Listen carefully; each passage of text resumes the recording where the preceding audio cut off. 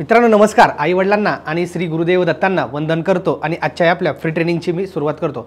मित्रांनो आजच्या व्हिडिओमध्ये आपण पाहणार आहोत की SIP सिस्टमॅटिक इन्व्हेस्टमेंट प्लॅन जी आपण दर महिन्याला इन्व्हेस्टमेंट करतो. सिस्टमॅटिक इन्व्हेस्टमेंट प्लॅन म्हणजे काय की ठराविक अमाऊंट दर महिन्याला टप्प्याटप्प्याने कंटिन्युअसली सातत्याने इन्व्हेस्टमेंट करत राहणे, त्याला म्हणायचं सिस्टमॅटिक इन्व्हेस्टमेंट प्लॅन म्हणजेच SIP.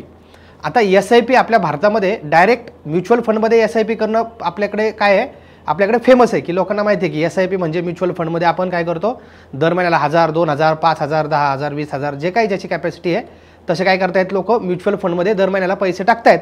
आणि मग म्युच्युअल फंड कंपनी काय करते, आपल्या वतीने ते पैसे शेअर मार्केटमध्ये लावते. साधारणतः 30, 40, 50 कंपन्यांचा म्युच्युअल फंड कंपनीचा पोर्टफोलिओ असतो आणि ती कंपनी आपल्या वतीने वेगवेगळ्या कंपन्यांचे शेअर्स घेते म्युच्युअल फंड कंपनी आणि मग आपल्या नावावर ते युनिट्स मिळतात. मग आपल्याला काय मिळतात, रिटर्न्स मिळतात त्याच्या अगेन्स्ट. हे झालं SIP आपले म्युच्युअल फंडमध्ये करणे. पण आपण डायरेक्ट स्टॉकमध्ये, डायरेक्ट शेअर्समध्ये सुद्धा आपण मित्रांनो SIP करू शकतो. आणि ती कशा पद्धतीने करायची, तर आपल्याला त्यात थोडंसं मॅन्युअल वर्क करावं लागेल. आपल्याला दर महिन्याला कुठले शेअर्स घ्यायचे, बरेच आता ब्रोकिंगचे ॲप आलेले आहेत की त्याच्यामध्ये डायरेक्ट स्टॉकचे तुम्ही नंबर आणि SIP सुद्धा डायरेक्ट स्टॉक SIP सुद्धा करू शकता. तुमच्या ब्रोकरकडे ती फॅसिलिटी आहे का ते चेक करा. आणि नसेल तर तुम्ही मॅन्युअली सुद्धा दर महिन्याला ठराविक अमाऊंटचे शेअर्स काय तुम्हाला एक 10 मिनिटं कॅल्क्युलेशन करायला लागतील.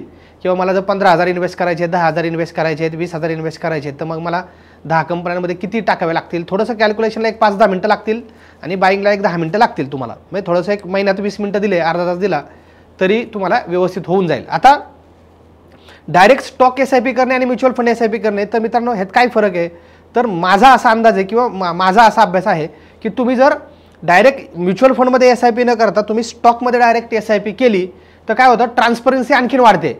आता म्युच्युअल फंडमध्ये SIP केल्यानंतर काय होतं की डिव्हिडंड बोनस जो काय होतो, अगोदर म्युच्युअल फंड कंपनीच्या पूल अकाउंटमध्ये शेअर जातात सगळे, डिव्हिडंड बोनस त्यांच्या अकाउंटात जमा होतो आणि मग ते आपल्याला डिवाइड करून प्रॉफिट शेअर केला जातो सगळ्यांना.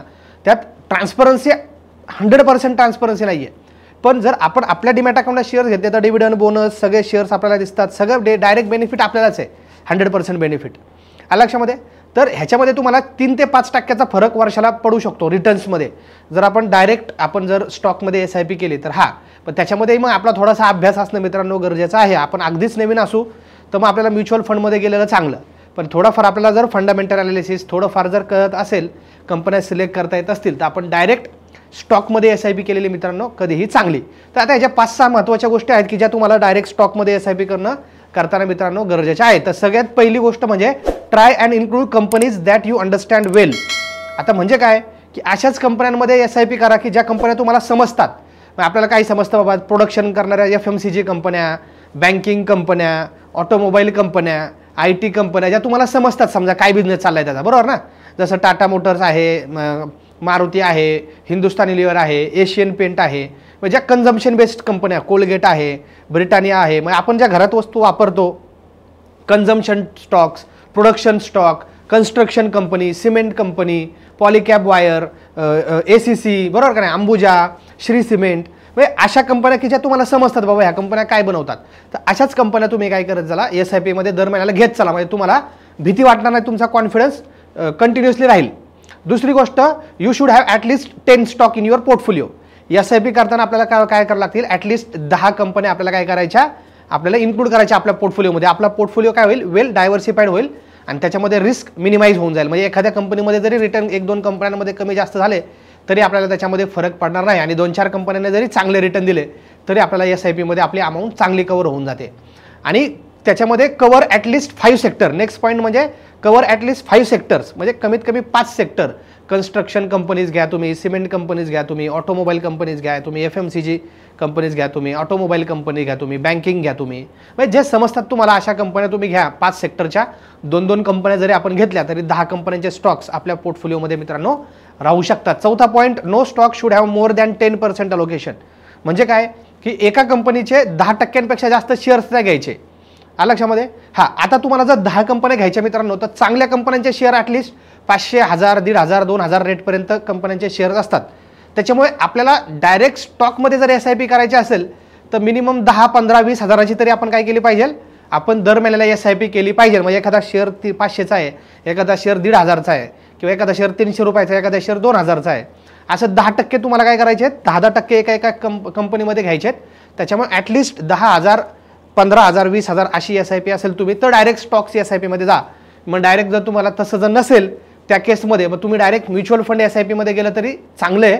किंवा मग तुम्ही निफ्टी बीज घेतलं डायरेक्ट, पण निफ्टीचे 50 कंपन्यांचे डायरेक्ट ETF निफ्टी बीज, तरीही मग तुमच्यासाठी ते काय आहे, ते तुमच्यासाठी फायदेशीर आहे.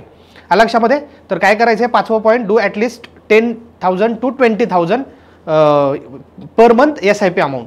आणि 6वा पॉईंट सगळ्यात महत्त्वाचा, stock price should not be more than 1,500 to 2,000.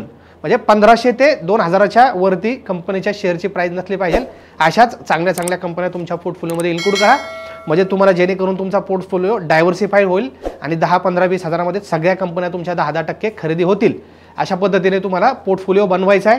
जास्त अमाऊंट असेल तुमची 25,000, 50,000, 50,000, 1,00,000, तर तुम्ही 15 ते 20 कंपन्या सुद्धा तुमच्या SIP मध्ये ॲड करू शकता. पण 15-20च्या पलीकडे मित्रांनो जाऊ नका. शक्यतो 10-12 कंपन्याच पोर्टफोलिओमध्ये असणं हे बेटर असतं. म्हणजे आपला अभ्यास स्टडी करायला आपल्याला प्रॉपर वेळ मिळतो आणि कॅल्क्युलेशनला सुद्धा आपल्याला चांगलं जमतं. तुम्हाला जर शेअर मार्केट स्वतःला शिकायचं असेल प्रोफेशनली, तर आपल्याकडे भारतीय शेअर मार्केट वेगवेगळे कोर्सेस आहेत शेअर मार्केटचे.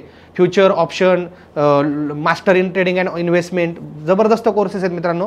तर त्याची लिंक मी डिस्क्रिप्शनमध्ये दिलेली आहे. व्यवस्थित शिकून काम करा ज्यांना कोर्स करायचा आहे. आणि ज्यांचं फ्रँचायझी ज्यांना घ्यायची, स्वतःला व्यवसाय करायचा आहे शेअर मार्केटच्या ह्याच्यामध्ये, तर आपली फ्रँचायझी घेऊन सुद्धा तुम्ही शेअर मार्केटमध्ये स्वतःचा व्यवसाय सुरू करू शकता. त्याची ही लिंक मी डिस्क्रिप्शनमध्ये दिलेली आहे. नेक्स्ट व्हिडिओ तुम्हाला कुठल्या टॉपिकवरती पाहिजे, एकदा तुमचा टॉपिक मला सजेस्ट करून सांगा.